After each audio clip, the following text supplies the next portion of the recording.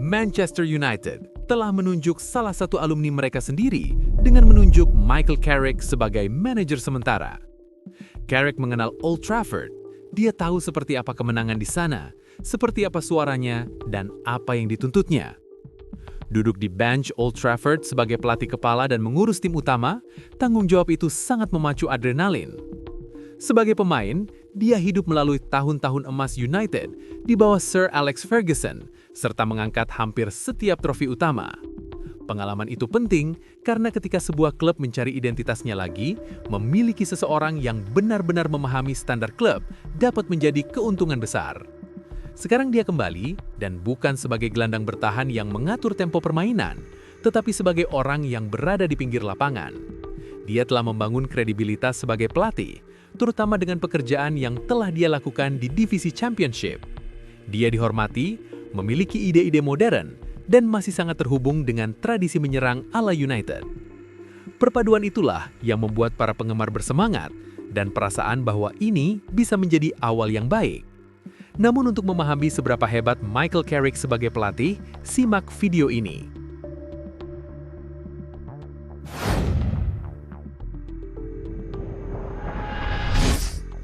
Kesempatannya untuk menjadi manajer datang pada Oktober 2022, ketika Middlesbrough menawarinya peran sebagai pelatih kepala, sekaligus tantangan bagi Carrick.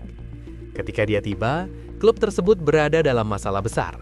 Mereka berada di peringkat 21 di divisi Championship, kurang percaya diri, dan tampak seperti kandidat degradasi. Tetapi Carrick tidak panik, dan dia bahkan tidak membutuhkan banyak waktu untuk memberikan dampak. Hampir seketika, keadaan berubah. Middlesbrough mulai memenangkan banyak pertandingan. Faktanya, Carrick memenangkan 13 dari 17 pertandingan pertamanya sebagai pelatih. Dengan begitu, mereka melesat naik di klasemen dan berada di posisi ketiga pada bulan Februari 2023. Sebuah tim yang tampak akan terdegradasi, tiba-tiba berpeluang promosi. Dan perubahan haluan itu banyak menceritakan tentang kehebatan Carrick sebagai pelatih. Dia tahu bagaimana membangkitkan semangat pemain, bagaimana menyederhanakan berbagai hal, dan memberikan kepercayaan diri kepada sekelompok pemain dengan cepat, yang persis seperti yang diharapkan para penggemar United untuk dilihat kembali saat ini. Jadi, seperti apa sebenarnya penampilan Middlesbrough asuhan Michael Carrick di lapangan? Dia sebagian besar ia menggunakan formasi 4-2-3-1, formasi yang sangat dia kenal semasa menjadi pemain. Dia memang bereksperimen dengan formasi lain, tetapi formasi 4-2-3-1 ini adalah formasi utama yang dia gunakan setelah memainkannya selama lebih dari 100 pertandingan. Dia tidak terobsesi untuk mengubah sistemnya setiap minggu, dan dia lebih menyukai konsistensi. Dia menginginkan struktur yang sama agar para pemain memiliki peran yang jelas. Dengan begitu, dia bisa melakukan penyesuaian kecil daripada perombakan besar. Itulah mengapa para pemain tahu persis apa yang diharapkan dari mereka. The Borough menjadi salah satu tim menyerang paling agresif di liga pada kala itu. Mereka menginginkan bola serta menginginkan kendali.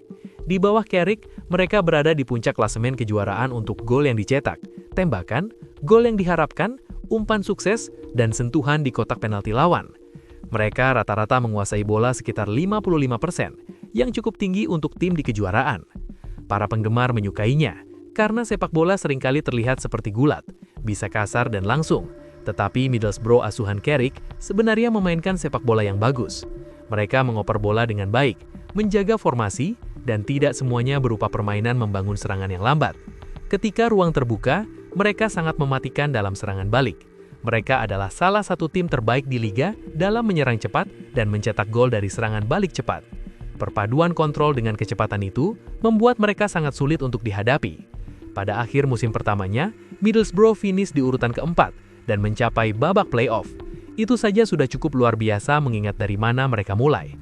Mereka kalah tipis di semifinal playoff yang mengecewakan, tetapi itu tidak mengurangi kemajuan yang telah mereka buat.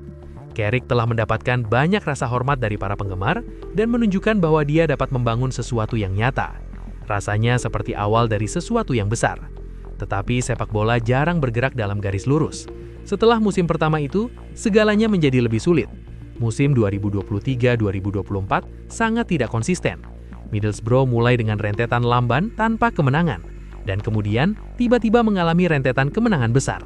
Mereka akhirnya finish di urutan ke-8, serta mencapai semifinal Piala EFL untuk pertama kalinya sejak 2004. Mereka sebenarnya mengalahkan Chelsea 1-0 di leg pertama, namun sayangnya mereka kalah telak 6-1 di leg kedua. Musim ketiganya bahkan lebih sulit dengan finish di posisi ke-10. Nah, banyak dari itu bukan sepenuhnya kesalahan Carrick, lantaran Middlesbrough menjual pemain kuncinya hampir setiap tahun. Pada Juni 2025, masa jabatan Carrick di Middlesbrough berakhir. Namun demikian, babak itu seharusnya tidak dianggap sebagai kegagalan. Itu adalah pengalaman belajar yang luar biasa.